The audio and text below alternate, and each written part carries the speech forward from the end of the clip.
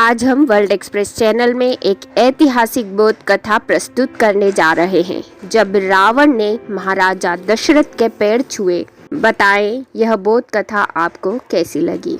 रावण का नाम लेने से ही घमंड अभिमान का बोध होता है, परंतु अज्ञानी यह नहीं जानते कि रावण का घमंड अपने तथा अपने परिवार के कल्याण के कारण था।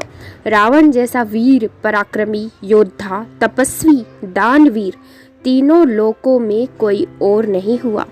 रावण ने भगवान शंकर को खुश करने के लिए अपने हाथ से अपने 10 शीश काटकर शंकर के सम्मुख रख दिए। इतनी घोर तपस्या से प्रसन्न होकर भगवान शंकर ने रावण को इच्छित वरदान दिया। चूंकि रावण 3 लोकों में अपने बल पर आधिपत्य रखता था, एक बार वह तीनों लोकों में सभी राजाओं से कर वसूलने के लिए निकला। सभी ने भयवश रावण को कर दिया। अंत में रावण अयोध्या गया और राजा दशरथ से कर लेने के लिए उनके दरबार में पहुंचा।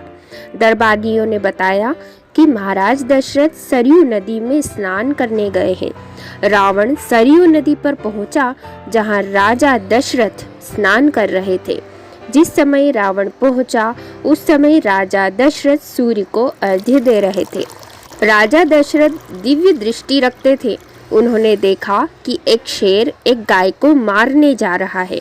महाराजा दशरथ ने अर्घ्य देते समय गाय को शेर से बचाने के लिए हथेली और अंगूठे के बीच से जल छोड़ा। यह देख कर रावण को आश्चर्य हुआ।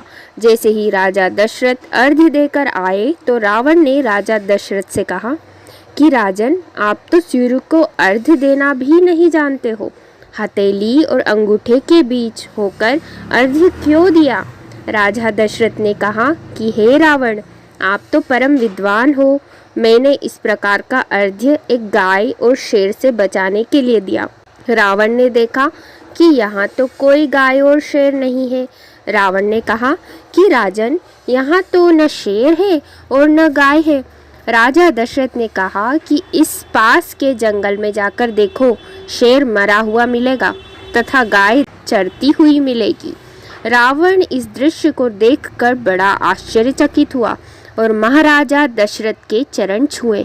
महाराजा दशरथ ने रावण से आने का कारण पूछा तो रावण ने बताया, मैं कर लेने आया था।